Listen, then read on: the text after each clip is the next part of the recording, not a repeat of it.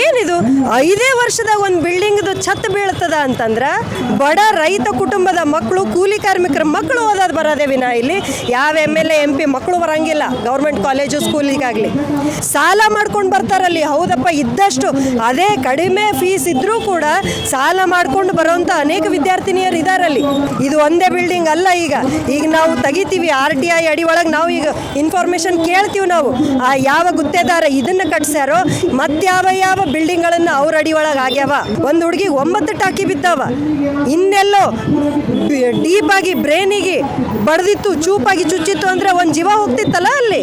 ಏನು ನಿನ್ನ ನಮ್ಮ ಗುಲ್ಬರ್ಗ ಒಳಗ ಗೌರ್ಮೆಂಟ್ PU ಕಾಲೇಜ್ನಾಗ ಓದ್ಕೊಂತ ಕೂತಿರೋಂಥ ಸಂದರ್ಭದಾಗ, ತರಗತಿ ನಡೆಯುವಂಥ ಸಂದರ್ಭದೊಳಗೆ ಏನು ಮೇಲ್ಛಾವಣಿ ಬಿದ್ದದ, ಛತ್ ಬಿದ್ದದ ನಮ್ಮ ತಂಗಿ ಅಂದ್ರ ಮೇಲೆ ಅದನ್ನು ನಾವು ತೀವ್ರವಾಗಿ ಖಂಡಿಸ್ತೀವಿ.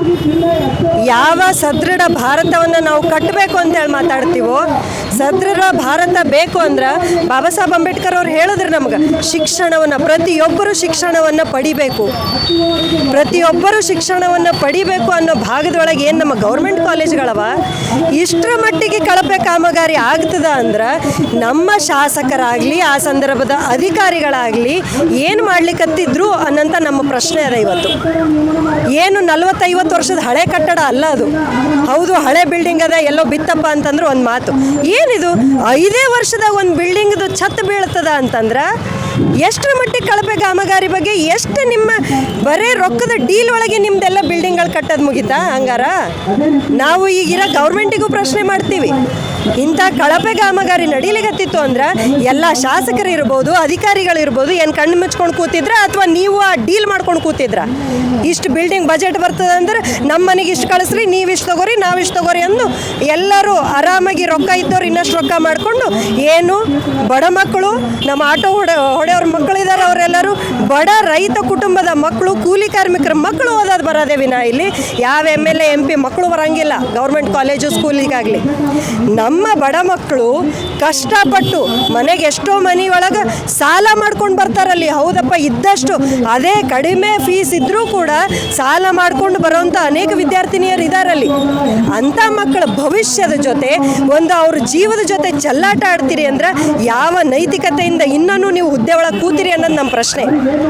ಆ ಕಟ್ಟಡ ಕಟ್ಟದಂಥ ಸಂದರ್ಭದಲ್ಲಿ ಯಾವೆಲ್ಲ ಅಧಿಕಾರಿಗಳಿದ್ರು, ಯಾವ ಗುತ್ತೇದಾರನ ಅಡಿ ಒಳಗದು ಆಗ್ಯದೋ ಅವರನ್ನು ನೀವು ಬ್ಯಾನ್ ಮಾಡಬೇಕು. ಇದು ನಮ್ಮ ಆಗ್ರಹ ಅದ. ಇದು ಒಂದೇ ಬಿಲ್ಡಿಂಗ್ ಅಲ್ಲ. ಈಗ ನಾವು ತೆಗಿತೀವಿ RTI ಅಡಿ ಒಳಗೆ ನಾವು ಈಗ ಇನ್ಫಾರ್ಮೇಶನ್ ಕೇಳ್ತೀವಿ. ನಾವು ಯಾವ ಗುತ್ತೇದಾರ ಇದನ್ನ ಕಟ್ಸ್ಯಾರೋ ಯಾವ ಬಿಲ್ಡಿಂಗ್ಗಳನ್ನು ಅವ್ರ ಅಡಿ ಒಳಗೆ ಆಗ್ಯಾವ. ಎಂತೆಲ್ಲ ಕಳಪೆ ಕಾಮಗಾರಿ ಇನ್ನೆಷ್ಟು ಸ್ಕೂಲ್ಗಳವ ನಮಗೆ ಗೊತ್ತಿಲ್ಲ. ಇವತ್ತಿದೊಂದು ಇಲ್ಲಿ ಒಂದು ಸಣ್ಣದು ಬಿತ್ತು, ಒಂದು ಹುಡುಗಿ 9 ಟಾಕಿ ಬಿದ್ದಾವ, ಇನ್ನೆಲ್ಲೋ ಡೀಪ್ ಆಗಿ ಬ್ರೇನಿಗೆ ಬಡ್ದಿತ್ತು, ಚೂಪಾಗಿ ಚುಚ್ಚಿತ್ತು ಅಂದ್ರೆ ಒಂದು ಜೀವ ಹೋಗ್ತಿತ್ತಲ್ಲ ಅಲ್ಲಿ. ಅಂದ್ರೆ ನಮ್ಮ ಜೀವಕ್ಕೆ ಬೆಲೆ ಇಲ್ಲನ? ಬಡವ್ರ ಮಕ್ಕಳು ಅಂದ್ರೆ ಏನು ಲೆಕ್ಕಕ್ಕಿಲ್ಲ ಅನ್ನುವಂಗೆ ಇವತ್ತಿನ ಶಾಸಕರಾಗಲಿ ಅಧಿಕಾರಿಗಳಾಗಿ ಮಾತಾಡ್ತಾರೆ. ಅವ್ರ ಕ್ರಮ ಹಂಗೆ ಕಾಣಿಸ್ಲಿಕ್ಕತ್ತದ ನಮ್ಗೆ. ಹಾಗಾಗಿ ಆ ಸಂದರ್ಭದಾಗ ಇರುವಂತಹ ಅಧಿಕಾರಿಗಳು ಯಾರ್ಯಾರಿದ್ರು ಅವ್ರ ಮೇಲೆ ಕ್ರಮ ತಗೋಬೇಕು, ಅವರನ್ನು ವಜಾ ಮಾಡಬೇಕು. ಯಾವ ಗುತ್ತೇದಾರ ಅದನ್ನು ಬಿಲ್ಡಿಂಗ್ ಕಟ್ಸಿದಾರಲ್ಲ ಅವ್ರಿಗೆ ನೀವು ಬ್ಯಾನ್ ಮಾಡಬೇಕು, ಬ್ಲ್ಯಾಕ್ ಲಿಸ್ಟ್ನಾಗ ಹಾಕಬೇಕು ಅವರನ್ನು. ಆಮೇಲೆ ನಾವಿದನ್ನು ನೇರವಾಗಿ ಇರುವಂಥ ಅಧಿಕಾರಿಗಳ ಮೇಲೆ ಅವ್ರಿಗೆ ಗೊತ್ತಿರುವಂಗೆ ಇದು ಕಳಪೆ ಕಾಮಗಾರಿ ಆಗಿತ್ತು ಅಂತಂದ್ರೆ ಅಟೆಂಪ್ಟ್ ಟು ಮರ್ಡರ್ ಕೇಸ್ ಅವರೆಲ್ಲರ ಮೇಲೆ ಹಾಕಬೇಕು ಅಂತ ನಾವು ಇವತ್ತು ಹೇಳ್ತೀವಿ. ಯಾಕಂದ್ರೆ ನಮ್ಮ ಜೀವದ ಜೊತೆ ಚೆಲ್ಲಾಟ ಆಡ್ತಿದ್ದೀರಿ ನೀವು. ಬೀಳ್ತದ ಅಂತ ಗೊತ್ತಿದ್ರು ಈ ರೀತಿ ಬಿಲ್ಡಿಂಗ್ಗಳನ್ನು ನೀವು ಕಟ್ತೀರಿ ಅಂತಂದ್ರೆ ಇದು ಅಟೆಂಪ್ಟ್ ಟು ಮರ್ಡರ್ ರೀತಿಲೇ ನೀವು ಬಿಹೇವ್ ಮಾಡ್ತಾ ಇರೋದು. ಹಾಗಾಗಿ ಆ ಎಲ್ಲ ಅಧಿಕಾರಿಗಳ ಮೇಲೆ ಕ್ರಮ ಆಗಬೇಕು ಅಂತೇಳಿ ನಾವು ಇವತ್ತು SFI DYFI ಎರಡೂ ವಿದ್ಯಾರ್ಥಿ ಯುವಜನ ಸಂಘಟನೆಗಳು ಜಂಟಿಯಾಗಿ ಹೋರಾಟ ಮಾಡ್ತಾ ಇದ್ದೀವಿ. ಸರ್ಕಾರಿ ಮಹಿಳಾ PU ಕಾಲೇಜಿನಲ್ಲಿ ಕಟ್ಟಡ ಕುಸಿತ ಏನಾಗಿದೆ ಅದನ್ನು SFI ಮತ್ತು DYFI ತೀವ್ರವಾಗಿ ಖಂಡಿಸ್ತದೆ.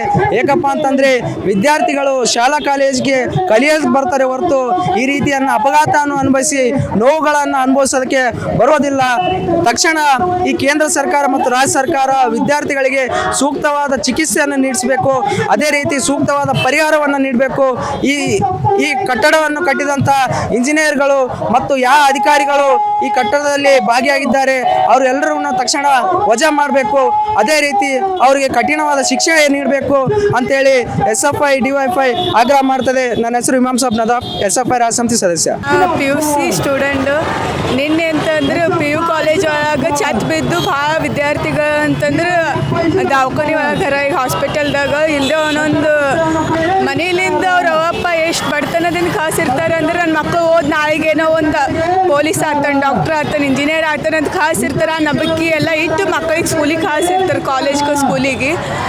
ಸರ್ಕಾರ ಅಂತ ಅಂದ್ರೆ ಖಾಲಿ 5 ವರ್ಷ ಹಿಡಿದು ಕಟ್ಟಿದ ಸ್ಕೂಲೇ ಇದು ಕಾಲೇಜ್ಗೆ ಹೋಗ್ತದೆ ಅಂದ್ರೆ ಅದು ಹ್ಯಾಂಗೆ ಕಟ್ಟ್ಯಾರ, ಯಾವ ಟೈಮ್ದಾಗ ಯಾವ ಅಧಿಕಾರಿ ಇದ್ರೆ ಅವ್ರ ಮೇಲೆ ಆ್ಯಕ್ಷನ್ ತೊಗೋಬೇಕಂತ ಹೇಳ್ತೀನಿ.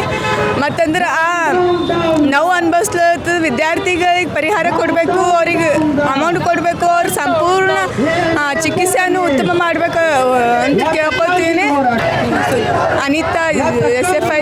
ನಮ್ಮ ಕಾರ್ಯಕ್ರಮಗಳನ್ನು ನೀವು ನೋಡ್ತಾ ಇದ್ರೆ ನಮ್ಮ ಚಾನೆಲ್ ಅನ್ನ ಸಬ್ಸ್ಕ್ರೈಬ್ ಮಾಡಿ, ಪಕ್ಕದ ಬೆಲ್ ಐಕಾನ್ ಒತ್ತಿ ನಮ್ಮನ್ನ ಬೆಂಬಲಿಸಿ. ಹಾಗೆ ನಮ್ಮ ಕಾರ್ಯಕ್ರಮಗಳನ್ನ ಲೈಕ್ ಮಾಡಿ, ಕಮೆಂಟ್ ಮಾಡಿ, ಅದನ್ನ ಬೇರೆಯವರಿಗೂ ವಾಟ್ಸ್ಆಪ್ ಮೂಲಕ ಶೇರ್ ಮಾಡಿ. ನೀವು ಹೀಗೆ ಮಾಡಿದಾಗ ನಮ್ಮ ಚಾನೆಲ್ ಮತ್ತಷ್ಟು ಜನರಿಗೆ ತಲುಪಲು ನೀವು ನಮ್ಮೊಂದಿಗೆ ಸಹಕರಿಸಿದ ಹಾಗಾಗುತ್ತೆ. ಇದು ನೀವು ಯಾವುದೇ ಖರ್ಚಿಲ್ಲದೆ ಕೆಲವೇ ಸೆಕೆಂಡುಗಳಲ್ಲಿ ನೀಡಬಹುದಾದ ಸಹಕಾರ. ಧನ್ಯವಾದಗಳು.